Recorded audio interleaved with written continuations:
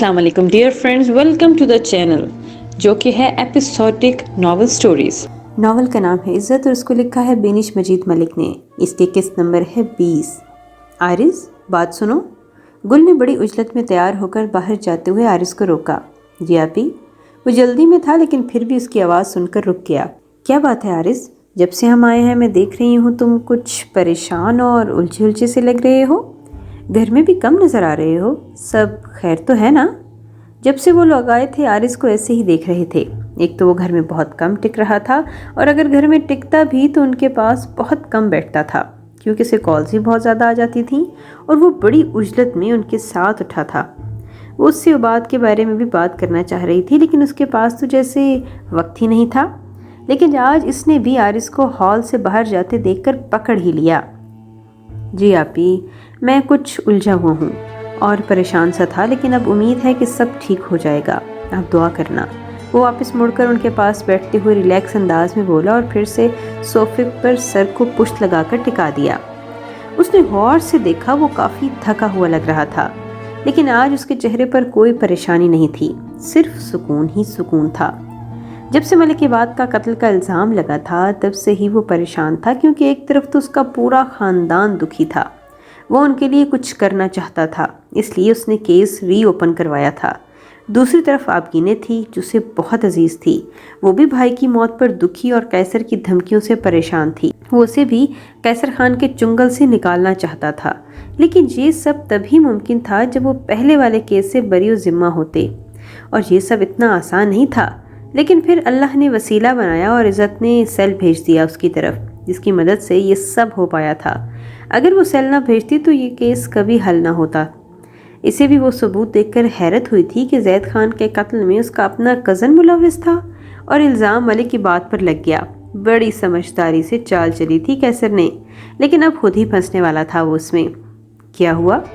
کیا پریشانی ہے میری چندہ؟ کچھ بتاؤ تو۔ وہ پریشان ہوئی۔ آپ ہی 2 مہینے پہلے میں نے عباد بھیا کو کیس ری اوپن کروایا تھا کیونکہ ایک طرف آپ بہت زیادہ دکھی تھیں، بھیا سب کے سامنے شرمندگی سے سر جھکائے پھر رہے تھے، تو دوسری طرف امی، بابا، پھپھو اور ماموں جان چھپ چھپ کر روتے تھے۔ اور ان سب سے بڑا دکھ جو میں ہر وقت بے چین رکھتا تھا وہ تھا گڑیا کا ونی میں جانے کا فیصلہ۔ اس کا سوچ کر تو میرا دل پھٹتا تھا۔ بس پھر یہ سب مجھ سے برداشت نہیں ہوا اور میں نے ایس ایچ او سے بات کی کہ کیس پھر سے اوپن کروا رہا ہوں، پلیز آپ میری اس میں کچھ مدد کیجیے، اور اس کام کے پیچھے لگ گیا کیونکہ مجھے کوئی ثبوت نہیں مل پا رہا تھا۔ بہت پریشان تھا میں، لیکن جب ارادے نیک، لگن سچی اور بندہ حق پر ہو تو اللہ بھی اپنے بندے کی مدد ضرور کرتا ہے، اور دیکھیں آج ہم کامیاب ہونے والے ہیں۔ وہ کہتے ہوئے یک دم سیدھا ہوا اور بالوں کو دونوں ہاتھوں سے سیٹ کرنے لگا۔ وہ بڑی حیرت سے اسے دیکھتی غور سے اس کی بات سن رہی تھیں۔ کیا بنا کیس کا؟ کیسے ہوئے ہم کامیاب؟ مجھے کچھ سمجھ نہیں آ رہی۔ وہ الجھ کر بولی۔ پریشان ہونے کی ضرورت نہیں آپی، آپ بھی یہ بات اچھے سے جانتی ہیں اور ہم بھی کہ بھیا بے قصور ہیں، اب یہ بات سبھی جان جائیں گے۔ وہ اسے تسلی دینے لگا لیکن ابھی سے کچھ بتانا نہیں چاہتا تھا۔ ہم جانتے ہیں لیکن یہ بات خان ولا کے لوگوں کو نہیں پتا نا، اور نہ ہی ہمارے پاس کوئی ثبوت ہے جو ہم انہیں دکھائیں گے، کیسے کوئی یقین کرے گا ہمارا؟ وہ متفکرانہ لہجے میں اسے دیکھ کر بولی۔ کہا نا آپ کو ٹینشن لینے کی ضرورت نہیں، بس یوں سمجھیں کیس حل ہو گیا ہاپی۔ وہ اس کے پریشان اور فکر مند چہرے کی طرف دیکھتے ہوئے دھیرے سے بولا۔ وہ حیرت سے اسے ایک رہی تھیں۔ کیسے ہو گیا حل کیس؟ پہیلیاں مت بجھواؤ اور صاف صاف بتاؤ، میں پہلے ہی بہت پریشان ہوں اور مجھ سے زیادہ تمہارے بھیا ٹینشن میں ہیں۔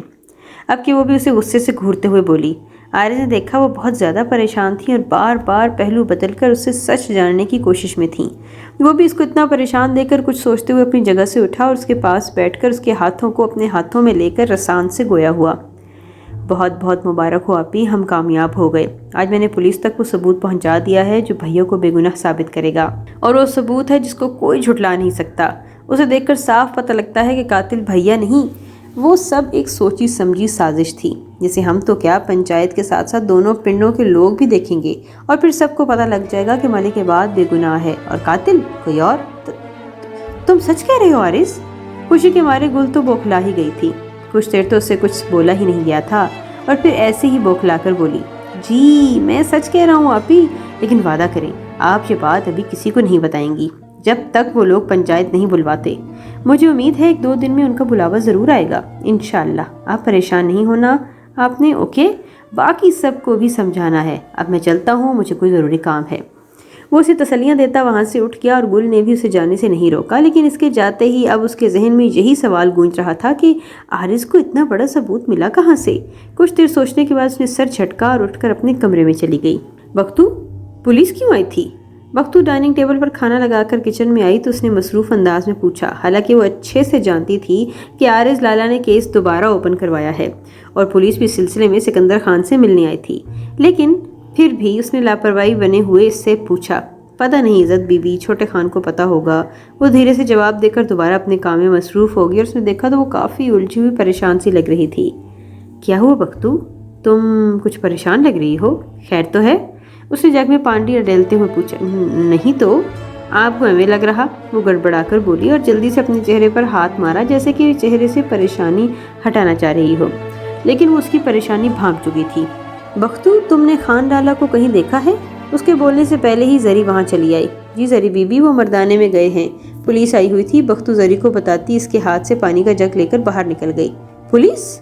وہ چونک کر بولی اور پھر کچھ بھی کہے بغیر کچن سے باہر نکلی۔ کھانا لگ گیا کیا؟ سردار حاکم اور راغب خان سمیت سبھی افراد ڈائننگ ہال میں آ گئے تھے، لیکن بہت انتظار کے بعد بھی سکندر خان وہاں نہیں آیا تھا۔ مردانے سے پتہ کروایا تو وہاں بھی نہیں تھا، لیکن اس کی گاڑی پورچ میں ہی کھڑی تھی، وہ گاڑی بھی نہیں لے کر گیا تھا۔ سب یہی سمجھے کہ پولیس آئی تھی، شاید وہ ان کے ساتھ ہی چلا گیا ہو، اس لیے سب خاموشی سے کھانا کھایا اپنے اپنے کمروں میں چلے گئے تھے۔ وہ جانتی تھی کہ سکندر خان کے یوں غائب ہونے کی وجہ، لیکن پھر بھی خاموشی سے کھڑی سب کو دیکھتی رہی اور پھر وہ بھی سارے کام ختم کر کے بغیر کھانا کھائے کمرے میں آ گئی، کیونکہ پچھلے 3-4 ماہ میں اسے عادت ہو گئی تھی جب سکندر خان کھانا کھاتا تھا تو اس کے بعد ہی کھانا کھاتی تھی، اور آج وہ نہیں تھا تو اس نے بھی نہیں کھایا۔ کمرے میں آ کر اس نے وضو کر کے نماز پڑھی اور ابھی دعا مانگ کر فارغ ہی ہوئی تھی تو بختو آ گئی۔ چھوٹی بیوی، آپ نے کھانا نہیں کھایا؟ ہاں، اس نے جائے نماز اٹھا کر ٹیبل پر رکھتے ہوئے ملائمت سے کہا۔ کیوں؟ وہ حیران ہوئی۔ بھوک نہیں تھی مجھے۔ تم بتاؤ پریشان کیوں ہو؟ مجھ سے شیئر کر لو، بہت اچھی رازداں ثابت ہوں گی میں۔ وہ بیڈ کی پائنتی والی سائڈ پر بیٹھی ہوئی بولی اور اس کا چہرہ تکنے لگی۔ اس کے چہرے سے لگ رہا تھا کہ وہ اس سے کچھ بات ہی کرنے آئی تھی۔ وہ چھوٹی بیوی اس نے ڈرتے ڈرتے جیسے ہی کچھ بتانے کے لیے لب کھولے تھے تبھی کمرے کا دروازہ ایک زوردار جھٹکے سے کھلا اور سکندر خان لڑکھڑاتے قدموں سے چلتا اندر داخل ہوا۔ عزت نے وال کلاک پر دیکھا تو وقت 12 بج رہے تھے۔ اس نے سر کو اشارے سے بختو کو جانے سے کہا اور وہ خاموشی سے وہاں سے چلی گئی تو اس نے سلام کیا۔ السلام علیکم، کہاں رہ گئے تھے آپ؟ سکندر خان نے بغیر اس کی طرف دیکھے ہاتھ میں پکڑا سیل بیڈ پر اچھال دیا اور کندھے پر رکھی شال اتار کر صوفے پر پھینک دی جو کہ نیچے گر گئی تھی، لیکن وہ اس پر توجہ دیے بنا جھومتا ہوا باتھ روم میں گھس گیا۔ اس کی حالت دیکھ کر پتہ لگ گیا تھا کہ وہ ڈرنک کر کے آیا تھا اور ڈرنک بھی بہت زیادہ۔ کچھ دیر تو وہ غائب دماغی سے کھڑی سوچتی رہی، پھر سر جھٹک کر خاموشی سے آگے بڑھی اور نیچے گری شال اٹھانے لگی۔ تبھی وہ باہر نکل آیا اور اس نے کنکھیوں سے اس کا بہت جائزہ لیا۔ وہ سنجیدہ چہرہ لیے، پیشانی پر بل ڈالے، لب بھینچے لڑکھڑاتا ہوا آئینے کے سامنے آ کھڑا ہوا اور بال سیٹ کرنے لگا۔ ڈرنک کرنے کی وجہ سے اس کی آنکھیں بھی سرخ ہو رہی تھیں۔ اس کی یہ حالت دیکھ کر اسے بھی بخوبی اندازہ ہو گیا تھا کہ وہ حقیقت سے واقف ہو چکا اور اب یہ حقیقت اس سے برداشت کرنا مشکل ہو رہی تھی، اس لیے اس سے سامنا کرنے کا سوچ کر وہ ڈرنک کر کے آیا تھا اور وہ گنگ سی کھڑی سے دیکھنے لگی۔ ایسے کیا دیکھ رہی ہیں؟ نگاہوں کا ارتکاز محسوس کرتے ہوئے اس نے بغیر عزت کو دیکھے بہکی بہکی آواز میں پوچھا اور پھر ہیئر برش ڈریسنگ پر پٹک کر درد سے پھٹی کنپٹیوں کو آہستہ سے دباتا چلا ہوا بیڈ کی طرف آنے لگا اور لڑکھڑا گیا۔ وہ یکدم ہوش میں آئے اور جلدی دوڑ کر اس کا بازو تھام کر اسے گرنے سے بچایا۔ وہ تو الٹا اس پر چڑھ دوڑا۔ مجھے کسی کے سہارے کی ضرورت نہیں، اس نے درشتی سے کہتے ہوئے اس کا ہاتھ اپنے بازو سے جھٹک دیا۔ خفت کے مارے اس کا چہرہ بھی سرخ ہو گیا۔ وہ آپ گرنے لگے تھے؟ وہ گڑبڑا کر بولی اور ہاتھ میں پکڑی شال صوفے پر رکھ دی۔ میں بحث کے موڈ میں نہیں، بختو سے کہیں میرے لیے 1 کپ چائے اور ساتھ میں کوئی ٹیبلٹ لے آئے۔ وہ بیڈ کراؤن سے ٹیک لگا کر آنکھیں موندے ویسے ہی بہکے انداز میں بولا، کیونکہ اس کے بولنے سے پورے کمرے میں عجیب سی بدبو پھیل رہی تھی جس سے اس کو بھی سانس لینا مشکل ہو رہا تھا۔ آپ نے ڈرنک کی؟ اس نے ڈرتے ڈرتے پوچھا اور اس کا بہت جائزہ لینے لگی۔ وہ بار بار سر جھٹک رہا تھا اور کبھی سر کو دونوں ہاتھوں سے دباتا، شاید ڈرنک کرنے کی وجہ سے اس کی طبیعت خراب ہو گئی تھی۔ ہاں کی ہے اور بہت زیادہ کی ہے، بتائیں کیا کر لیں گی آپ؟ ایک دم سے غصے سے اس کا پارا چڑھنے لگا اور اس کے بدلتے تیور دیکھ کر اسے کہے بغیر وہ جلدی سے باہر چلی گئی۔ تقریباً 5-10 منٹ کے بعد وہ ٹرے میں چائے کا کپ، پانی کا جگ اور ٹیبلٹ رکھے واپس آئی۔ وہ آنکھیں بند کیے ویسے ہی پڑا تھا۔ اس نے ہاتھ میں پکڑی ٹرے ٹیبل پر رکھی اور کھٹکنے کی آواز پر اس نے ذرا سی آنکھ کھول کر دیکھا اور پھر مشکل سیدھا ہو کر بیٹھ گیا۔ بڑھتے نشے نے اسے سب کچھ بھلا دیا تھا شاید، یا پھر وہ جان بوجھ کر ایسا کر رہا تھا، یہ اسے لگ رہا تھا۔ یہ آپ کی چائے؟ اس نے کپ اٹھا کر اس کی طرف بڑھایا۔ جسے تھامنے کے لیے اس نے ہاتھ آگے بڑھایا تو اچانک اس کا ہاتھ سکندر خان کے ہاتھ سے ٹکرا گیا۔ اسے ایسے محسوس ہوا جیسے اس نے ہاتھ میں گرا انگارہ پکڑ لیا ہو۔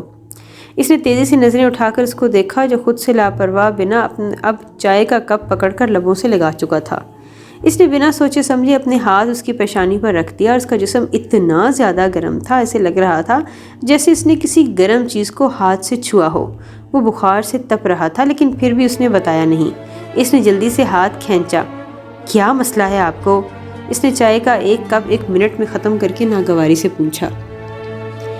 آپ کو تو بہت تیز بخار ہے خان، میں آغا جان اور بی بی جان کو بلا کر لاتی ہوں۔ وہ کہتے ہوئے پیچھے مڑی تو ایک دم سے اس نے عزت کی کلائی دبوچ لی، اس کے بہت قریب ہو گئی۔ ہلکا سا بخار ہے، کوئی مر نہیں رہا، میرے لیے پریشان ہونے کی ضرورت نہیں، جائیں اب آرام کریں اور اب مجھے پلیز ڈسٹرب مت کریں۔ غصے سے گھراتے ہوئے اس نے بات ختم کی اور ایک جھٹکے سے اس کی کلائی کو آزاد کر دیا۔ اس کے منہ سے بھبکے اڑ رہے تھے۔ وہ تیزی سے پیچھے ہوئی اور اس کے ایسے تیور دیکھ کر وہ دنگ ہی رہ گئی۔ میں سر دبا دیتی ہوں، درد کم ہو جائے گا آپ کا، اس نے پھر سے ہمت کر کے کہا، کیونکہ اس کی حالت بہت زیادہ خراب ہو رہی تھی۔ لیکن وہ لاپرواہ بنا بیٹھا تھا، اسے تو جیسے کسی کی پرواہ ہی نہیں تھی۔ کہا نا اس کی ضرورت نہیں، آپ آرام کریں، بہت تھکی ہوئی ہیں آپ، اس نے بے مروتی سے کہا اور ٹرے میں سے ٹیبلٹ اور پانی اٹھانے لگا۔ کھانا کھایا آپ نے؟ نہیں۔ تو پھر ٹیبلٹ بھی نہ لیں آپ، خالی پیٹ ٹیبلٹ کھانا اچھا نہیں ہوتا، اور آپ نے تو… اس نے آگے بڑھ کر اس کے ہاتھ سے وہ دونوں چیزیں پکڑ لیں۔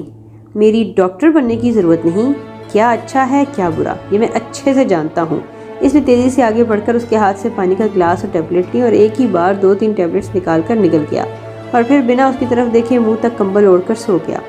وہ کچھ دیر تک تو کھڑی اس کو دیکھتی رہی، پھر خاموشی سے اپنی سائڈ کی طرف آ کر لیٹ گئی اور کمبل سر تک اوڑھ لیا، لیکن اس کا دل بار بار اس کی خراب طبیعت کے بارے میں سوچ سوچ کر پریشان ہوا جا رہا تھا۔ پر وہ تھا کہ اسے اس بات کا بالکل بھی پرواہ نہیں تھی، بلکہ وہ اس حوالے سے بات کرنے کا روادار ہی نہیں تھا۔ کیسی بے دردی سے ہاتھ جھٹکا تھا اس نے، لیکن پھر بھی اس کی بری حالت دیکھ کر اس کا دل چاہ رہا تھا کہ اٹھ کر اس کا سر دبائے، مگر اس کے غصے کے خوف سے وہ لیٹی رہی، اور اس کے علاوہ وہ کر بھی تو کیا سکتی تھی۔ لیکن بے چینی کی وجہ سے نیند بھی اس کی آنکھوں سے کوسوں دور تھی۔ وہ خود بھی کروٹیں پر کروٹیں بدل رہی تھی، شاید اسے بھی سکون نہیں آ رہا تھا، اور اتنے زیادہ تیز بخار میں سکون آ بھی تو نہیں سکتا تھا۔ یکدم بے چین ہو کر وہ اٹھ کر بیڈ گراؤنڈ سے ٹیک لگا کر بیٹھ گئی۔ کچھ دیر اسے دیکھتی رہی، پھر یکدم اس نے کمبل کھینچا۔ سکندر خان، آپ ایک ضدی، بے حس، لاپرواہ اور خود سر انسان ہیں۔ آپ کی ایسی حالت دیکھ کر پریشان ہیں ہم، لیکن آپ کو تو کوئی فرق ہی نہیں پڑتا۔ لیکن مجھے پڑتا ہے، غصے سے بولتے اس نے دیکھا ہی نہیں کہ اس کی طرف سے مکمل خاموشی تھی۔ وہ تو شدت بخار اور ڈرنک کی زیادتی سے نیم بے ہوش ہو چکا تھا۔ اسے کچھ بھی نہیں پتا تھا کہ وہ کیا بولے جا رہی تھی۔ خان، کچھ بول کیوں نہیں رہے آپ؟ اس کی طرف سے گہری خاموشی محسوس کر کے عزت نے بے چینی سے پوچھا اور پھر اس کے کندھے کو ہلایا، لیکن وہ پھر بھی ٹس سے مس نہ ہوا اور ایسے ہی بے سود پڑا رہا۔ اس کے چہرے پر تو ہوائیاں اڑنے لگیں۔ خان، کیا ہوا آپ کو؟ عزت کے تو ہوش اڑ گئے تھے اس کی غیر ہوتی حالت دیکھ کر۔ وہ بدحواسی میں سکندر کے چہرے کو تھپ تھپانے لگی اور اس کی وجود میں ہلکی سی جنبش ہوئی۔ اس نے آنکھیں کھول کر اسے دیکھنے کی کوشش کی۔ وہ پریشانی سے اس پر جھکی، اسے بلائی جا رہی تھی۔ آنکھیں کھولیں خان، پلیز کچھ بولیں تو صحیح۔ اس نے عزت کو پریشان دیکھ کر کچھ بولنے کے لیے لب کیے، لیکن بول ہی نہ پایا۔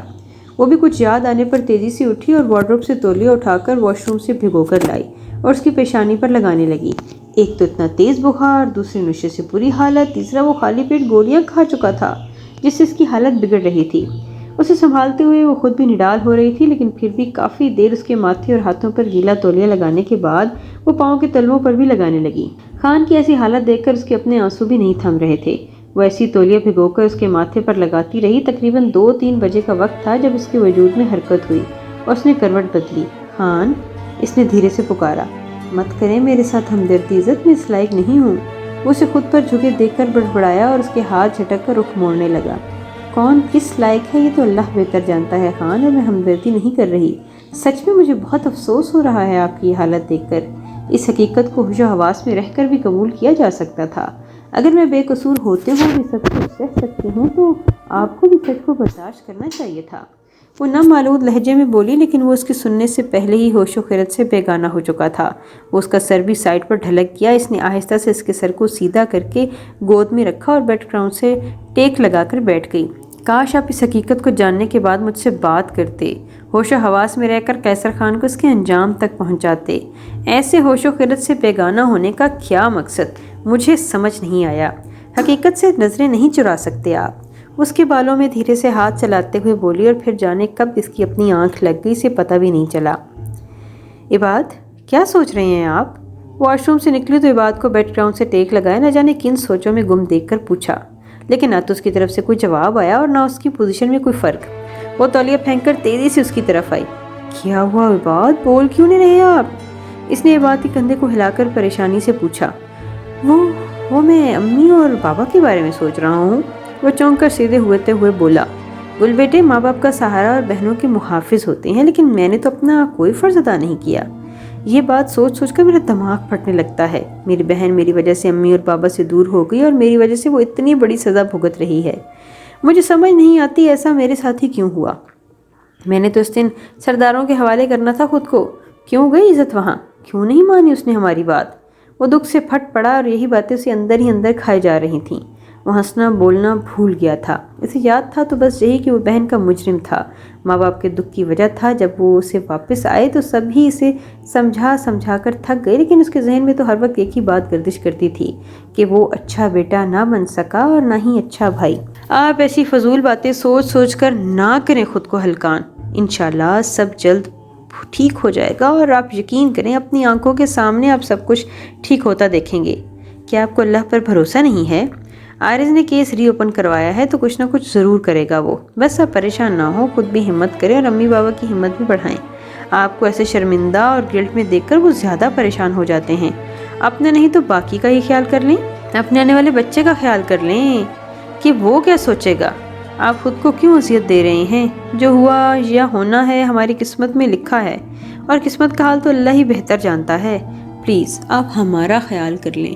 وہ اسے تسلیاں دیتے دیتے خود بھی روحانسی ہوگی اور اسے دکھ اور اذیت میں دیکھ کر اس کا دل کیا کہ وہ اسے سب کچھ بتا دے، لیکن پھر وہ ایسا کر نہیں سکتی تھی کیونکہ وہ وعدہ کر چکی تھی عارض سے، اور وعدہ خلافی کرنا اسے پسند نہیں تھا۔ صحیح کہہ رہی ہیں آپ، وہ آہستہ سے بولا۔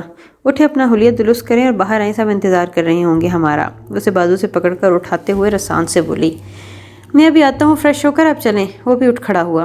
چلیں ٹھیک ہے، میں تب تک ناشتہ لگواتی ہوں، وہ بھی کہتے ہوئے باہر نکل گئی۔ عباد بھی اس کی کہی ہوئی باتوں کو سوچتا اٹھ کھڑا ہوا۔ اسے بھی سمجھ آ رہی تھی کہ خود کو یوں ہلکان کرنے سے تو کچھ حاصل نہیں ہونا تھا، اللہ سے اچھے کی امید رکھنی چاہیے۔ اس لیے اس نے اپنا والدین کے لیے خود کو سنبھالا اور فریش ہونے کے لیے واش روم میں گھس گیا۔ دیر سے سونے کی وجہ سے صبح اس کی آنکھ بھی دیر سے کھلی۔ اس نے دیکھا سکندر کا اب بھی اس کی گود میں رکھا تھا سر، اور اس نے آہستہ سے اس کا سر اٹھا کر تکیے پر رکھا اور خود بھی بنا شور کی واش روم میں چلی گئی۔ کچھ دیر بعد واپس آئی تو ایک نظر بے خبر سوئے اس کے وجود پر ڈال کر کمرے سے باہر نکل آئی۔ بس دسمبر کی خنک اور برفیلی صبح شروع ہو چکی تھی، ہر طرف دھندھی دھند تھی، لیکن حویلی کے مکینوں اور شاید اس کا کوئی اثر نہیں تھا۔ سبھی ملازمین اپنے اپنے کاموں میں لگے ہوئے تھے۔ وہ بھی ٹھٹھراتی ہوئی سردی میں چادر کو خود پر اچھے سے لپیٹتی کچن کی طرف بڑھ گئی۔ جب مین ہال سے گزرتے اسے سردار حاکم خان کی آواز آئی، خان کہاں ہے؟ ابھی تک نہیں آیا؟ آغا جان نے ڈائننگ ہال میں سکندر خان کی غیر موجودگی کا نوٹس لیتے ہوئے پوچھا۔ وہاں باقی لوگوں نے بھی لا علمی کا اظہار کیا، کیونکہ کسی نے بھی اسے نہیں دیکھا تھا اور نہ ہی رات کو وہ کھانے پر موجود تھا۔ وہ جی چھوٹے خان کمرے میں ہیں، ابھی تک اٹھے نہیں وہ، جوس کا جگ ٹیبل پر رکھتے ہوئے بختو نے آہستہ سے بتایا، کیونکہ ابھی تک عزت بھی کمرے سے باہر نہیں آئی تھی۔ سب کام اس نے اور اس کی بہن نے مل کر کیا تھا۔ عزت چلتے ہوئے آگے آ گئی۔ خیر تو ہے، اتنی دیر ہوگی ابھی تک اٹھا نہیں؟ اس کی طبیعت تو ٹھیک ہے؟ انہوں نے دیوار گیر کلاک پر وقت دیکھا جب یہاں 10 بج رہے تھے۔ جی وہ ان کی طبیعت ٹھیک نہیں، بختو کے جواب دینے سے پہلے عزت نے جواب دیا، اور وہاں موجود سب لوگوں کے ساتھ علیزے کے کان بھی کھڑے ہو گئے، اور ان کے ساتھ ہی سردار بیگم اور باقی سب بھی فکر مندی سے اٹھ کھڑے ہوئے۔ آغا جان نے غصے سے اس کو گھورا، پہلے نہیں بتا سکتی تھی کیا ہمیں جاہل لڑکی؟ پتہ نہیں کیسا ہے میرا جگر۔ وہ غصے سے اسے سناتے مردانے کی طرف بڑھ گئے اور ان کے پیچھے ہی راغب خان اور سردار بیگم بھی چلے گئے۔ صبیحہ بیگم کمرے میں تھیں جبکہ وہ تینوں بھی ادھر ہی آ گئی تھیں۔ کیا ہوا خان کو؟ عریضے کے سوال پر اس نے سر اٹھا کر دیکھا اور اس کے چہرے پر پریشانی کے اثرات واضح تھے۔ اس نے کچھ بھی الٹا سیدھا بولنے سے خود کو روکا۔ بخار۔ وہ مختصر سے جواب دے کر کچن کی طرف جانے لگی۔